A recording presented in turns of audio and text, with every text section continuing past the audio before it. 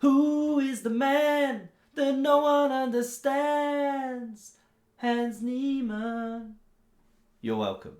So Hans Niemann, what's he been up to? Well, he played in the Fall Classic and made 1,000,000 draws and had one decisive game. Gotham Chess did a great recap on that one if you want to check it out. And then he took part in this FIDE World Team Championships event.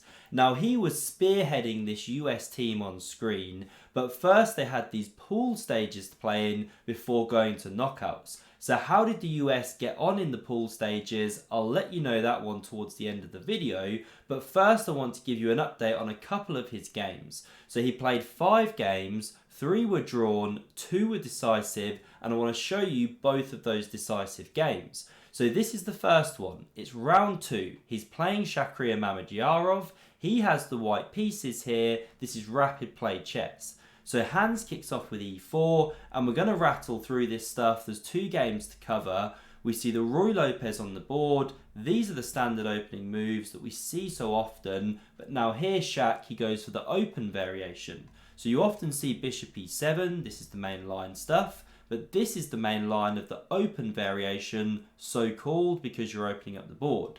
Now rook e1 looks very natural, but then black can actually end up picking up this bishop. So d4 is the main tried and tested move. Now black kicks this bishop back, it drops back here, and we see d5 staking a claim in the center, supporting the e4 knight. So white captures here, bishop e6, all standard theory, but now the main move here is pawn to c3. You give this bishop some room to tuck back. You also keep an eye on this d4 square. Later in the game, black may want to push this pawn if they can arrange it.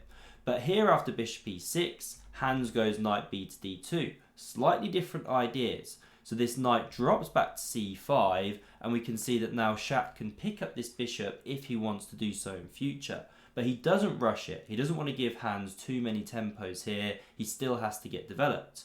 So Hans goes queen e2, again c3 more common there, but okay, he's going his own way. And now Shak goes his own way here. We normally see bishop to e7, developing, preparing to castle the king, and at some point black wants to clear these knights out of the way, get the c-pawn rolling, d4 as well if you can make it work. But here we had g6. Way more ambitious from Shak and more risky. You're still not castling the king. So c3 was now played, bishop to g7, and it pressures this pawn, but I love the way that Hans handles this position. Very computer approved as well here. So he goes knight to d4, excellent move. Now if the knight chops here, well you're solidifying this big center, you're kicking this knight, and f4 or f5 is going to be really dangerous once you arrange it. Not good for black. So we see knight takes on e5 played. So this is a pawn sack from Hans Niemann. What's the idea? Well, now you get f4, knight jumps, f5, just ripping open the position very soon before black has castled. Now Shak chucks in takes on c1, the rook recaptures, and now he has to take this pawn here. There's too many problems leaving it there. Of course, it's hitting the bishop is pinned. So we see this capture, knight recaptures, and Kasparov always used to say a knight on f5 was worth a pawn. Never more true than in this position here, where you've got an exposed king, the bishop's attacked. You know, you can castle here, but it looks very, very scary. Shak wanted no part, so he went for this bishop f6 move. Not computer approved, it doesn't like this one. You know, you're putting pieces on this open f-file, you're still not castled. So here we see bishop c2, tucking back, good move. Knight d7 now played, a defensive maneuver, covers the bishop, also possibly clears the pawn in future. And now knight d4 is a good move just to keep pressuring, keep up an initiative. So the bishop's attacked, and by the queen, threat to take there twice. So the queen covers like this, and now this is where Hans, he just missteps. You know, when you build up these good positions, you have to be precise with how you turn the screw. So what Hans should do here is go pawn to a4. Why? Because where does the king find safety in this position? If it goes kingside, we've discussed the risks of that with the open G file, so it really wants to go queenside if it can. But now if you take on d4, which we see in the game, pawn recaptures and try and castle, well then of course we're chopping here, winning a pawn, crashing through, it's terrible. So you know, black couldn't play like that, they'd have to go differently, and they're very under pressure in this position. But after this move of rook c to e1, because you haven't yet pressured this b pawn, well now Shak can chop, he whisks that one off the board very quickly, can't get my words out, pawn recaptures, now he just gets this moment to castle. And again, a4 is the best move in this position. Hans just slightly overcomplicates things here really. Instead he goes knight b3, we had queen d6 coming away from the pins down this file, covering the king, etc. Now a4, but after pawn captures here, oh by the way, queen d6 now covers this a pawn, so you can't take with check. So after pawn captures here, well where's the knight going? You know, if you jump here, well that doesn't look right, it can be chopped and everything. So it comes to a5, but now we had queen b6. So it hits the knight, hits the pawn, and it's not clear anymore who's actually better. It's a very kind of tense level position really. So queen d2 played, covers both sensitive points. This rook now came to the g file, looking down at the king. We see bishop takes on a4, but now rook g4. Shak's really activating, putting pressure on that d pawn. So knight c6 was played, covers the pawn, but what are you doing after this great move from Shak of knight to b8? Simple move, remove the defender of this pawn and then crash through. Now there is a crazy line here with knight e7 check, gets pretty tactical, but instead we see pawn to h3 from Hans Niemann, and now Shak has options. He could go rook to e4, there's even a line here of taking with check, but this is a good way to play what Shak does. He takes that knight, this is an exchange Shak, Hans now takes here, but then Shak wins this pawn on d4. So he's now got two pawns for the exchange, and he's got this attack down towards the white king as you see, plus this pawn is weak. And Shak will always go for something like this, he loves the initiative. So queen e3 blocks that diagonal, now rook g8 played to hit this pawn. By the way, if you take this pawn straight away, you've got problems, because then you're leaving the f7 pawn. So rook g8 was played first, now bishop d1 covered, and here we see the bishop taking on g4. But this time there's some tactical problems, because if you now take on f7, can you see the tactical shot here that black can play to have a winning advantage? So the move to play in this position is bishop takes on d1. You're decoying this rook away from the defense of e2. So after the rook recaptures, then you can check. Queen can't take because it's pinned to the king. Whoops, misfired. So after the king moves to actually come here and hold the queen, well then you can crash through with check. This is the problem. And after the king takes, well then you take here. I forgot what happens if you actually come to f3. Oh, okay, there's rook g3 check, you know, winning the queen. It's even leading to mate, in fact. So the whole thing just collapses.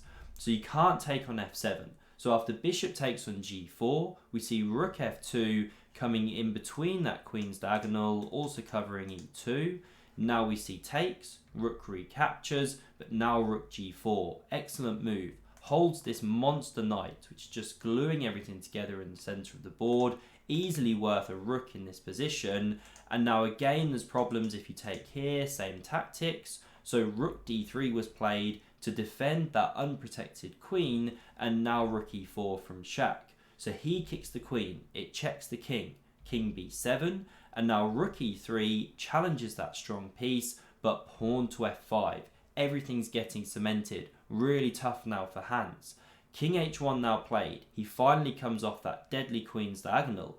Knight b5 opens the queen, the rook and queen are now converging on this piece, so what are you going to do? And this is where Hans, he just blinks now. So he should play something like this. Keep the pieces on the board, don't connect these pawns. This is another move the computer considers, but when you do this, now you're in big trouble. Now you have to take with the f-pawn. If you take with this one, well, you're dropping the f-pawn. So f-pawn recaptures. It does allow the rook to now invade here, and the queen is converging on this square. This is Hans's idea of playing this, counterplay, understandable, but knight d6 is just gluing everything together defensively, and these pawns are now absolute monsters, connected past pawns. So the queen took here, this queen took here.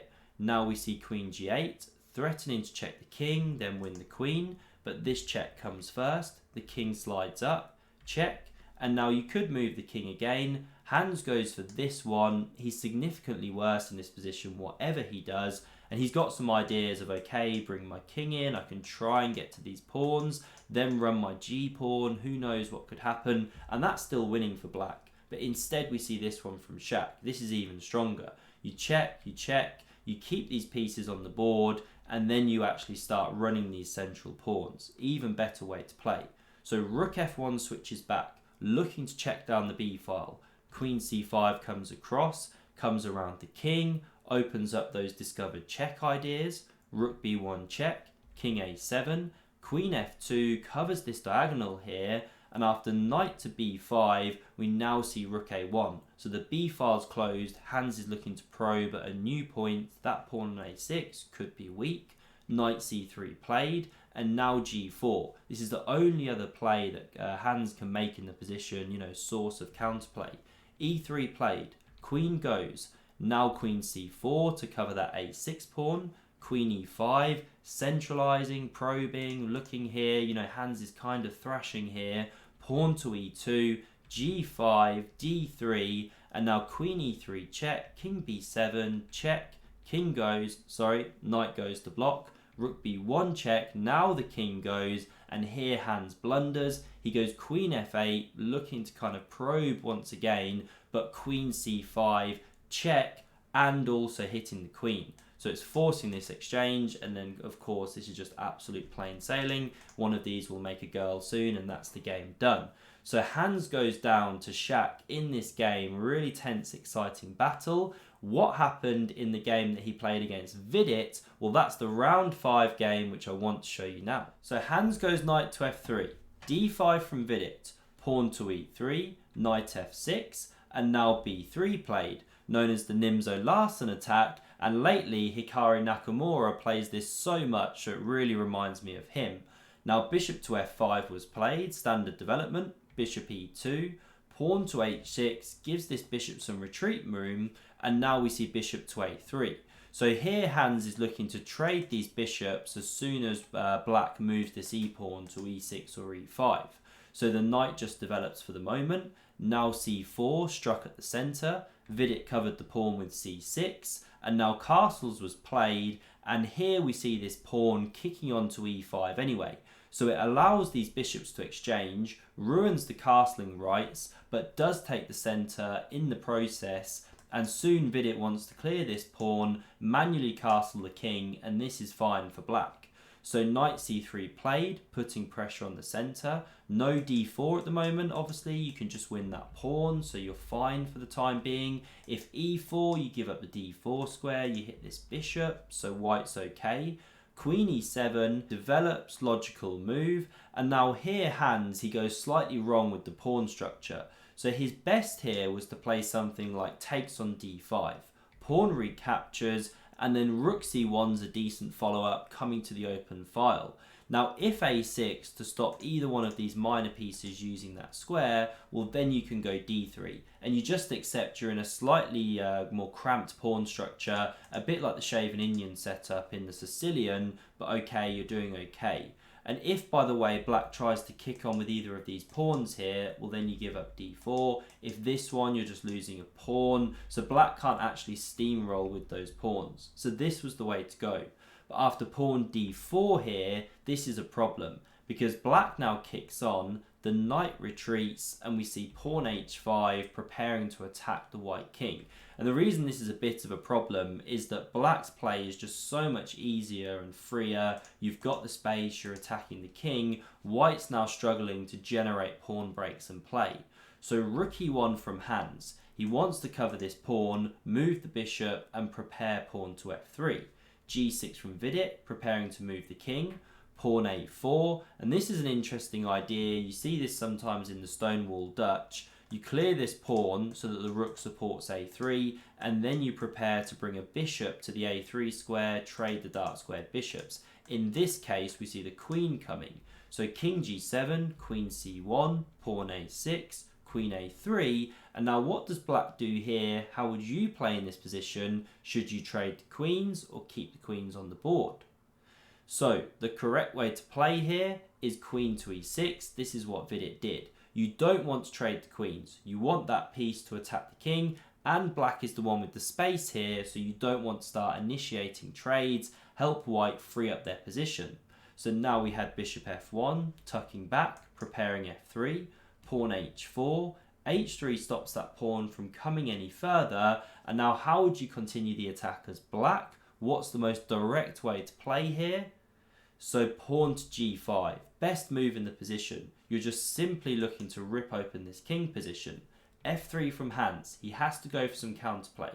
Now this rook centralized, we see takes on d5, pawn recaptures, and now takes on e4, trying to open up some play here, and now don't take with the pawn. That's the number one positional no-no in this position. You free up this c4 square now for a knight, even the bishop one day. This pawn is now a passer, and you've just completely killed two heavy pieces down that file that were pressuring this pawn, and neither of these minor pieces can use that square. So you have to take with a piece, but the best way to take here is by taking with the bishop, which is what Vidit does. Because this basically forces now these two sets of minor pieces to come off the board, and this is favourable for black. The white position is just so squashed here, and this pawn's still coming, the knight's coming to f6, big attack. So queen b4 was played, trying to get counterplay on the queen side. And here Vidit, he just goes wrong. He should play more directly. So he brings his rook to defend this pawn, but g4 was best here. Or knight to f6, preparing g4. Just go for the throat. But he goes rook b8, and it gives Hans just a moment to fight back. But Hans misses the move. Best here was rook a to d1, because it supports the bishop to now come into the game. So if knight f6, then there's bishop d3, queen goes, and you can even push e4 here. Really nice, liberating move. Looks impossible, but d5 is the tricky follow-up. First takes with the bishop, knight recaptures, you're down a whole piece, but then d5. Picking up this vital tempo on the queen, then you can regain your piece, and this is a really dangerous pawn now. White is better. So rook a d1, this was the chance, but rook a c1 was played, coming to that open file, but now knight f6, and the attack is rumbling on. Rook c7 invaded, looking to win the b pawn. g4, now Vidit does go for it. He doesn't try and defend that anymore. Rook e2 was played to give the king some cover, and also the idea is if you capture, pawn recaptures, well, you can now swing the rook to g2, check the king at the right moment, could give counterplay. So here Vidit, he plays a classic, classy move, showing deep understanding of the position. Now you can see white is about to crash through on the queen side, start mopping up, then these pawns could get dangerous. So what should black do? How should they continue? Now, normally you want to just start ripping open lines, but like said, then you're giving this counterplay. So instead we had g3. Excellent move, actually closing down lines on the king side, but these pieces are now just really squashed and the king is boxed in. So we had rook takes on b7, and now another really nice move that Vidit flicks in. You could shift this rook to the c file, that's a decent move, but he starts with this pawn a5, the queen can't take or you lose a rook, so the queen goes to b6, now we see takes, queen recaptures, and queen to f5. Excellent move, just a really nice geometry here, supporting that square, preparing to bring a rook, then you're invading, and you vacated the e4 square for the knight. And it's just so difficult now for Hans to make play. If he goes queen b5, coming after this pawn, then the rook comes, queen goes here, rook comes here. This is just collapsing, leading to mate. You'd have to go queen e1 here, for example. It's just horrendous. If you go with the rook, by the way, well, then there's this check. This is the thing.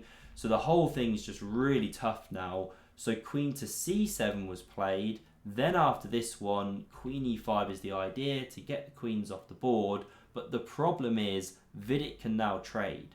Pawn recaptures, knight hops in, and although black is a pawn down, the position is just completely lost for white. White is paralysed. Now we see this rook coming across to b2 to defend this pawn. If you come to the back rank to stop rook c1, well then rook c3 can come, hitting 2 pawns, and you're picking up the b pawn, because if you try and block it, will become here. So it's just really tough for white to play. Also the king can start marching in, round up this e pawn, you know, it's a lost endgame. So rook b2 was tried. Now when the rook comes, well b4 is Hans' idea. Pawn captures a5, he wants to run that one. But b3 was played, the pawn is immune, it's poisoned. If you capture, then there's knight d2. You hit both of these, and again you're just crashing through with checkmate. No good. So a6 was tried, rook a1 came behind the pawn, a7, and now knight c5 just ended the game on the spot. You hold on to this pawn now, so the rook can never take it. You're preparing to take this one here. The bishop's still pinned, the king can't come into the game, and long term this b pawn's just going to run through. Once you collect here, you can just swing the rook back down, and this rook will just be overwhelmed. It won't be able to hold off the pawn. So I hope you enjoyed this Hans Niemann update. Do subscribe to never miss a future video. Hit that like button if you haven't done so already, and if you want to see the latest developments in the Hans Niemann Magnus Carlsen cheating scandal, check out the video on screen. Thanks for watching, and I hope to see you soon.